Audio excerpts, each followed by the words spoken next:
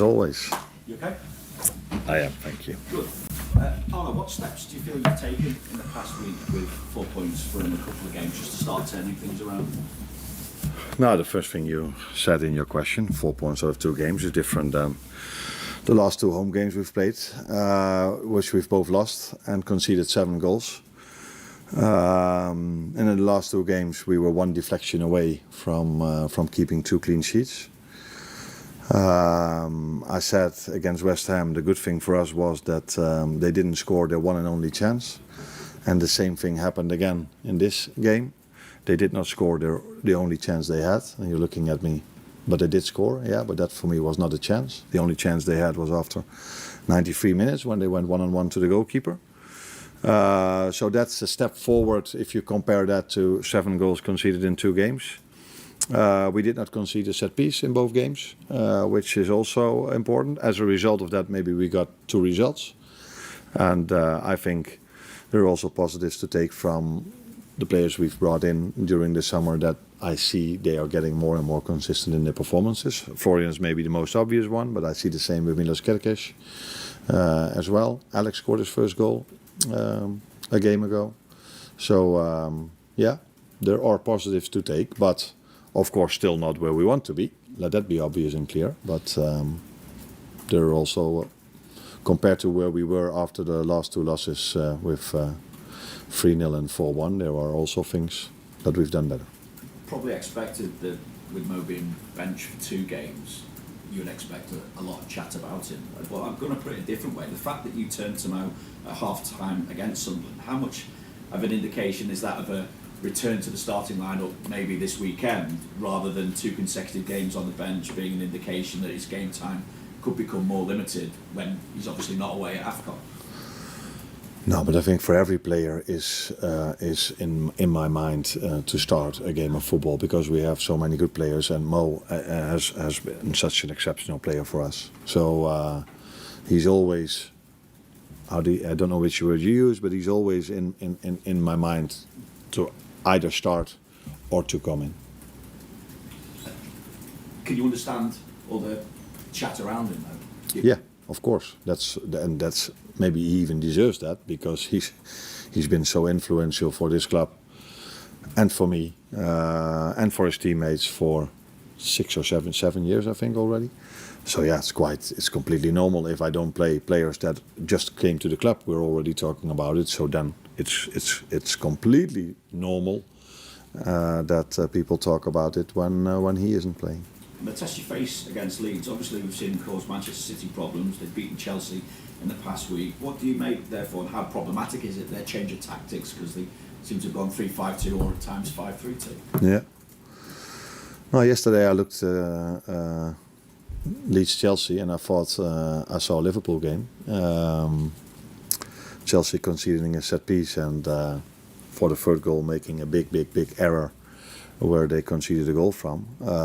Very difficult for them, because either Leeds went very aggressive to 1v1, or they went to a low block, and it was really hard to create chances. So yeah, it's not only difficult for us, that playing style, it's difficult for many teams, including us.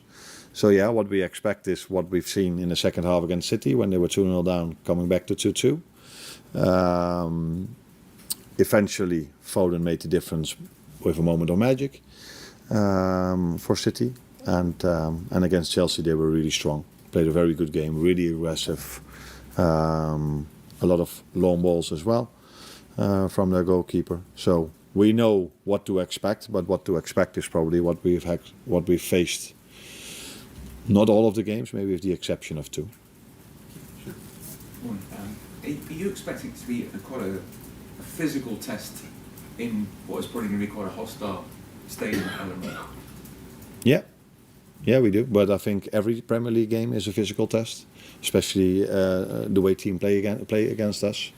But not only that, it's also the best athletes in the world play in the Premier League.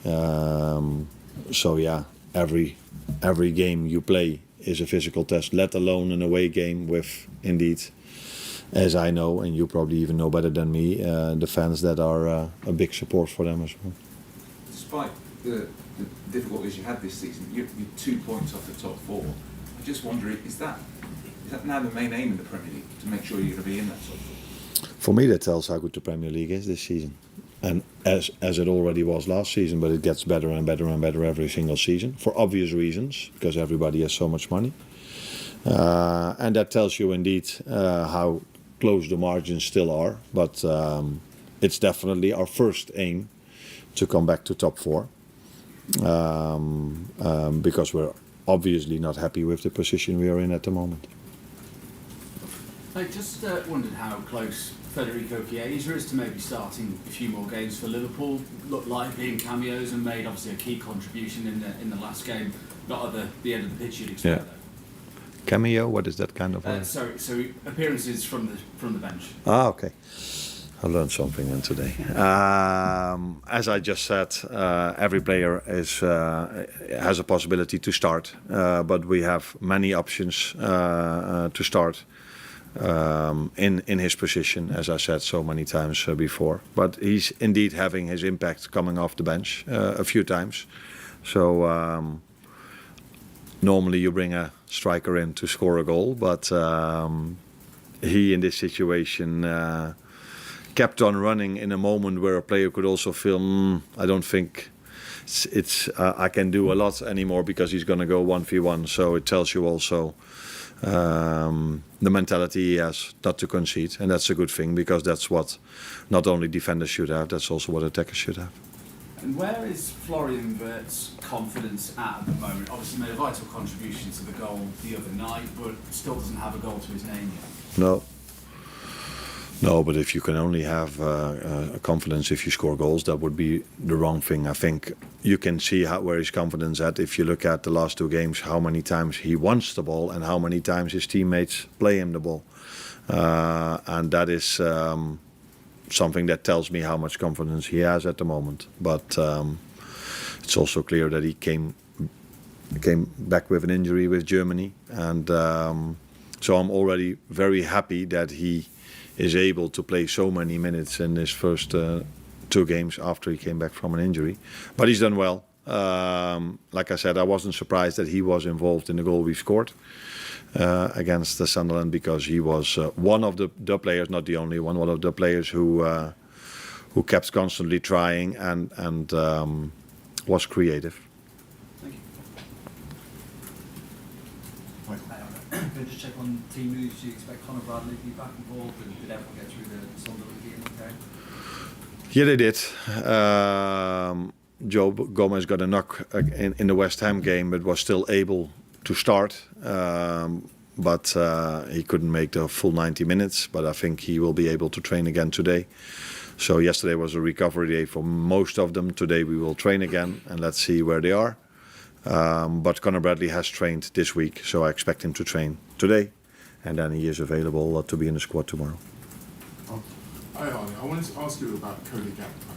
I mean, think back to last season when he was at his best. He was in a fierce battle for his place with Luis Diaz, and even when they lined up together, there was the chance that one of the other strikers would come on and Diaz would go out to the left. I think if you look in Premier League and Champions League last season, Cody played the full 90 only 6 times. Whereas already this season played 10 times. We haven't seen a lot of Rio and Gamo in recent weeks in those competitions, and we haven't seen Hugo Ekitike tried off the left, as we heard that may well be an option.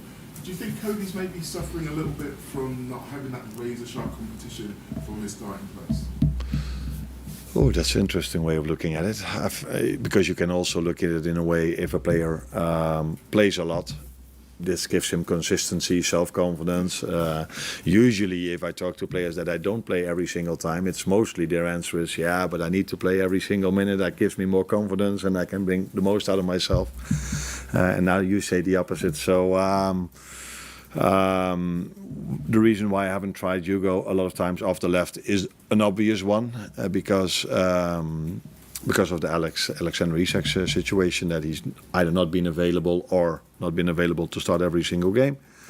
And Rio has had his minutes, but I think for a 17-year-old, he's already had much more minutes than any other 17-year-old at any other club in the Premier League. So that's positive for him, and I think I don't think Cody suffers from the fact that that he doesn't have competition, because there are players that can play in his position. And usually, like I just said, players prefer to have a situation where they have the confidence and the understanding that that they might play many minutes. Hi, this is Vladimir from the Hungarian sports media. I would like to ask you about Tony.